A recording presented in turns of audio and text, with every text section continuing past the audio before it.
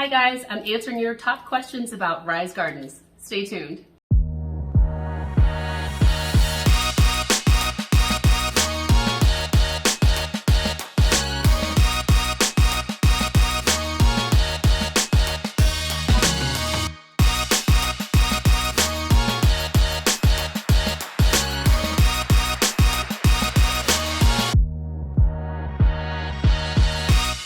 Okay, so it's been yet again another hiatus that I've had. I don't know, I guess I'm turning into a broken record with this. I do apologize. First of all, I just want to shout out everybody who has stayed with me, my followers. You guys have been awesome. And the new people who've been subscribing, thank you guys so much. I really appreciate the subscribes and all the love you've been giving me. I've been getting lots of questions, and I've been saying for some time that I was going to do a video like this to answer a lot of those questions. I've just been kind of waiting for a critical mass and questions, and then when I did get them, I don't know, as I've said before, life happens. I think we all kind of know this, right? Like, the past 2 years have just been crazy, thrown into a pandemic, taken out of a pandemic, with me. I've mentioned before for you, those of you who have followed me for a while, had COVID, surgery, COVID again, and I've been exhausted and just really, weighed down, just life, divorce, separation, all that kind of fun stuff. But, one thing that has been a constant has been my garden. So anyway, I'm loving my Rise Garden. I love gardening in general.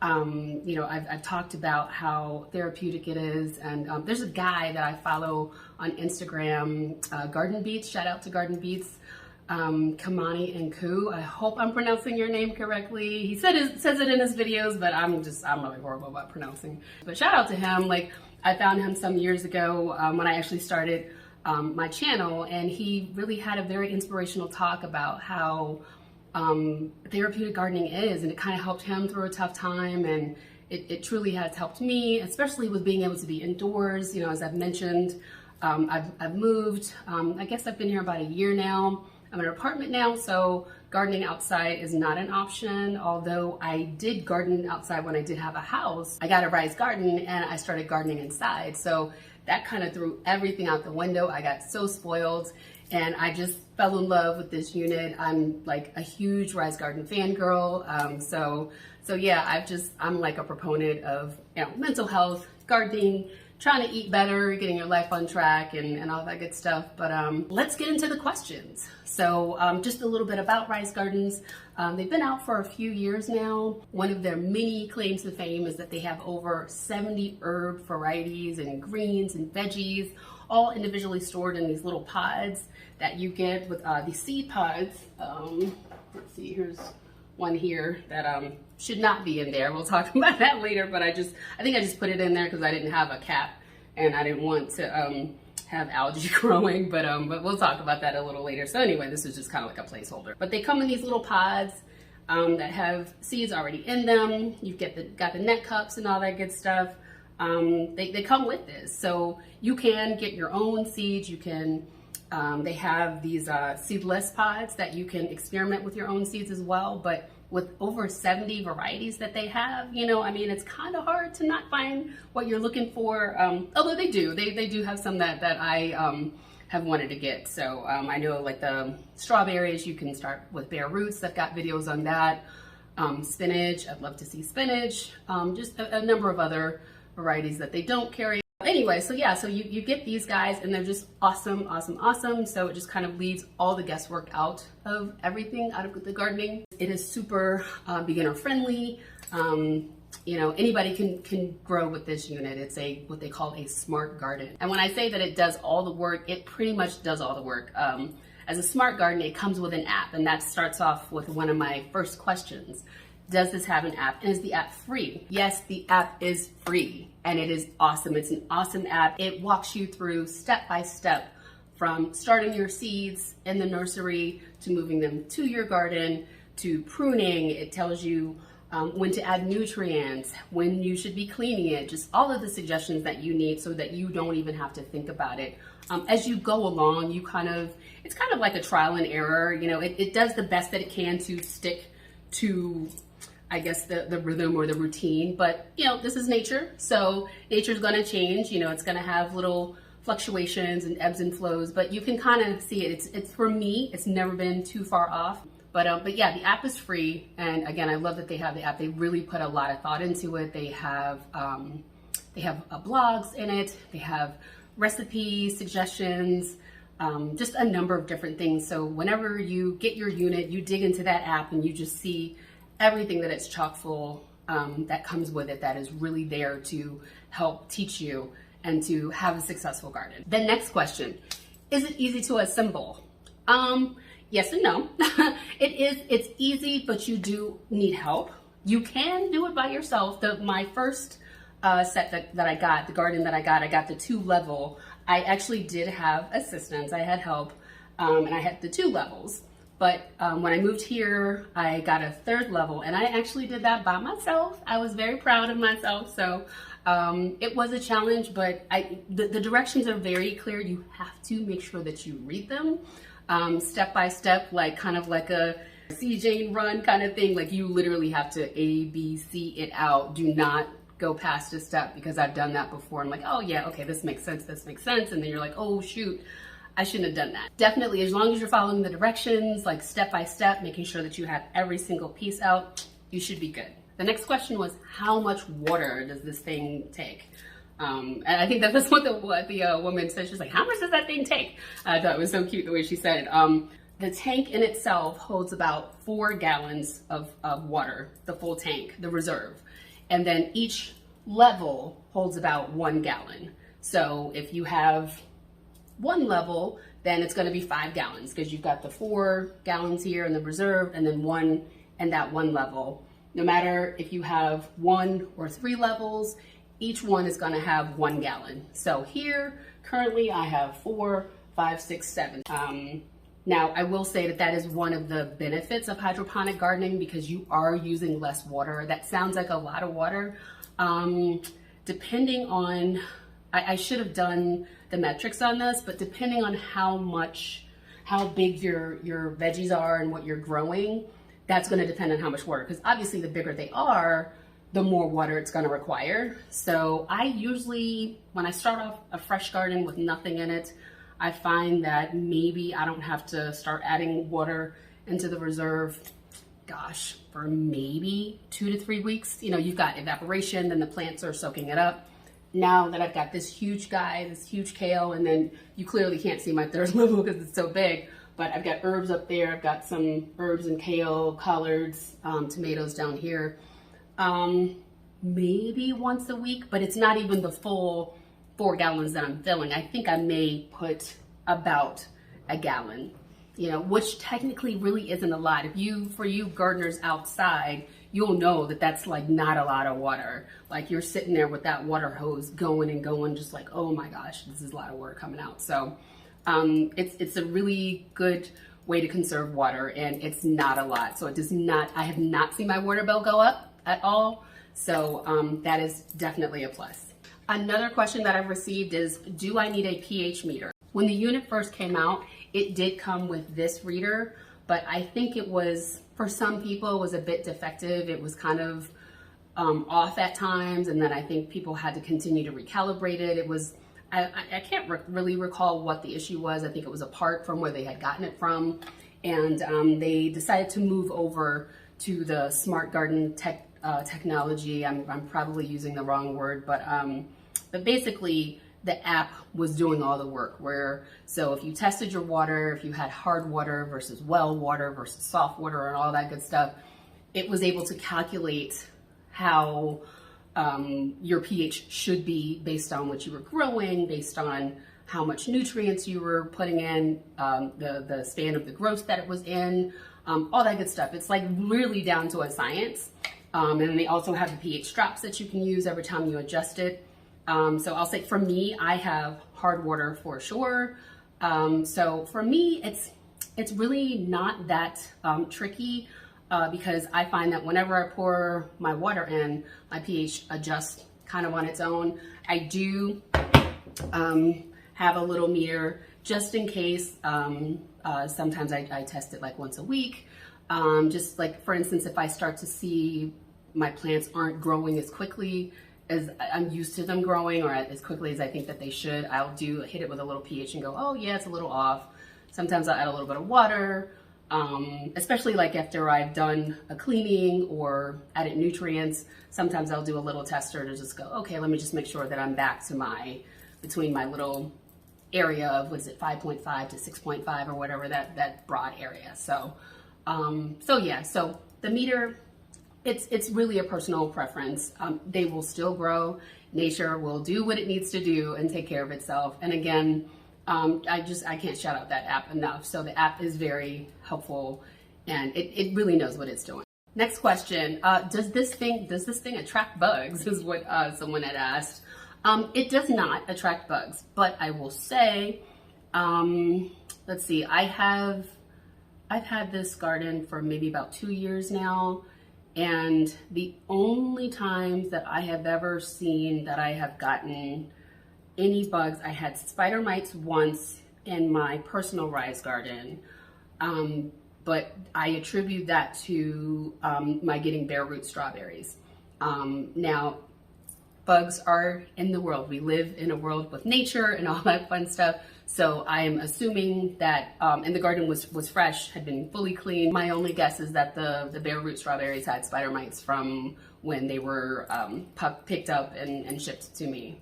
Aside from that, nothing else was contaminated. I was able to actually get it under control with a little bit of neem oil. I also, as you know, you can have like little pots of other things that you can grow.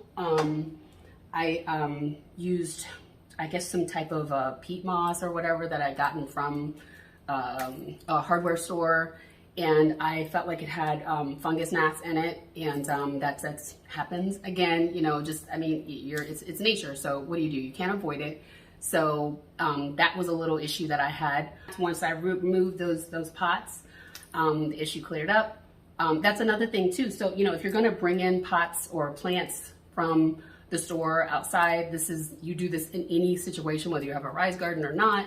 You always want to quarantine your plants because you don't know where they're coming from or who had what when you bought them. So that's always something that you want to kind of watch out for. But in the time that I have been here, again, for the year that I have been here, I have had no issues. So it does not attract bugs at all. Next question.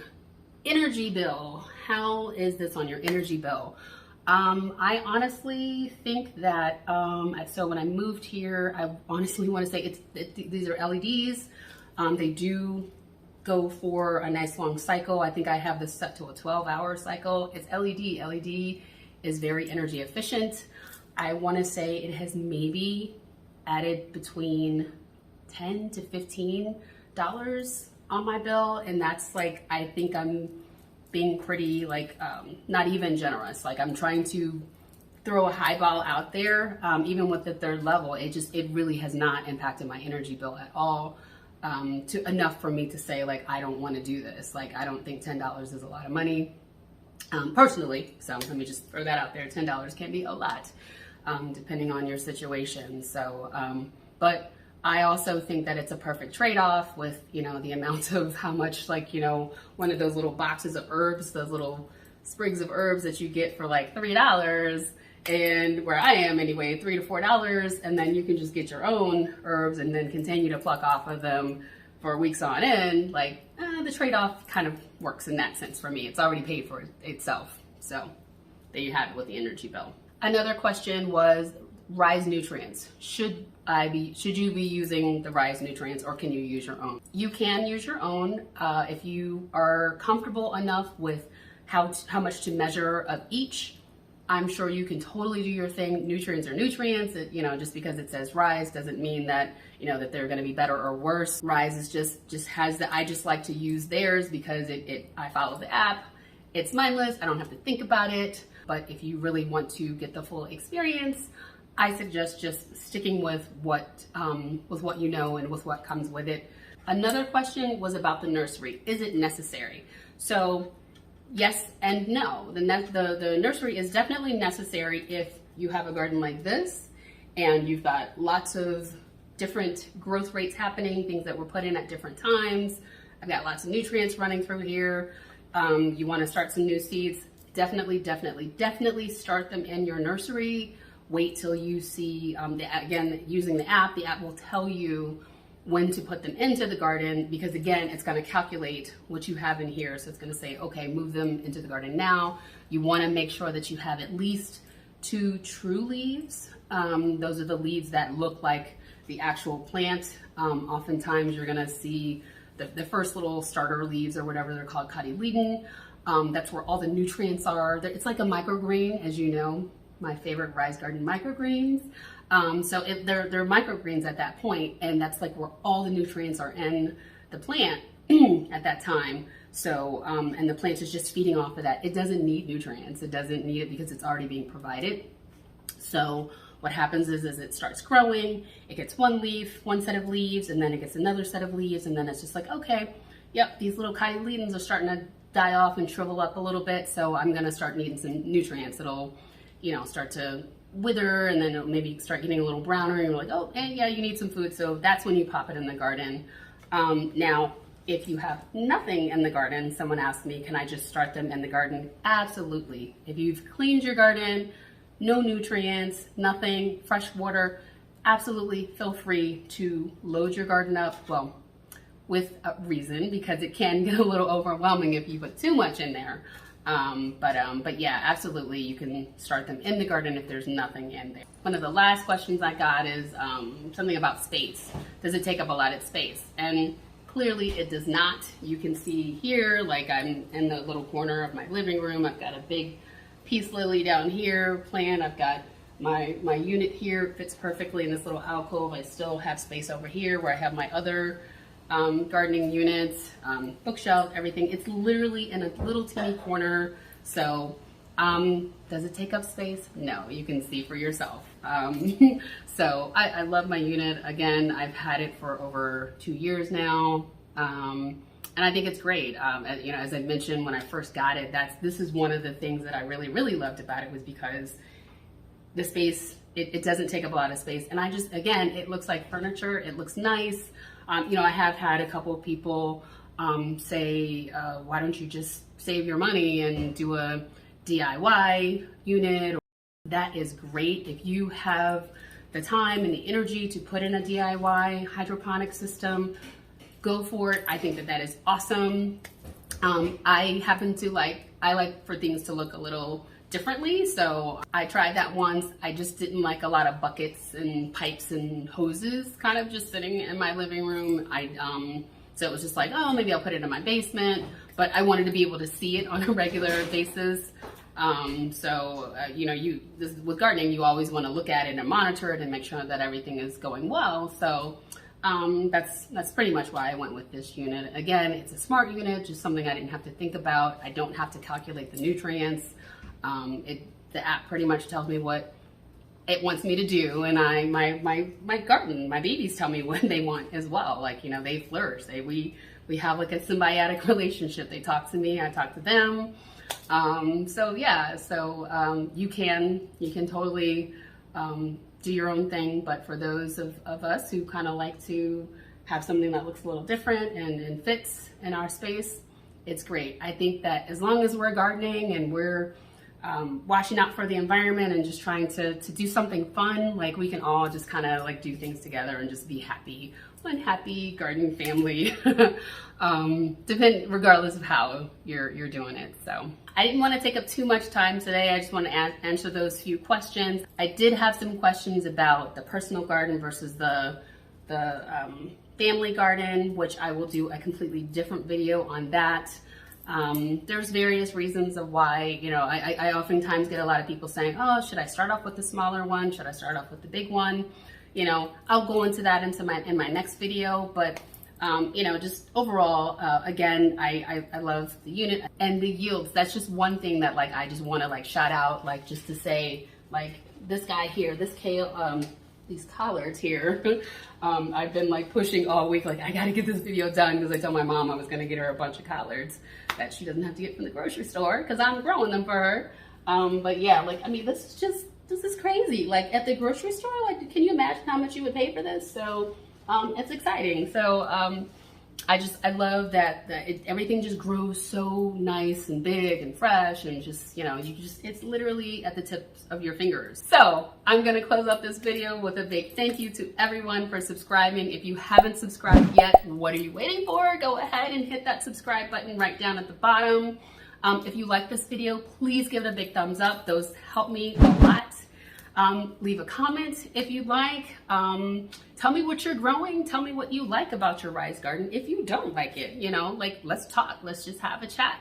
While you're at it, don't forget to jump on over to Instagram. If you have an Instagram page, go ahead and like me, follow me on Instagram. Leave a comment there.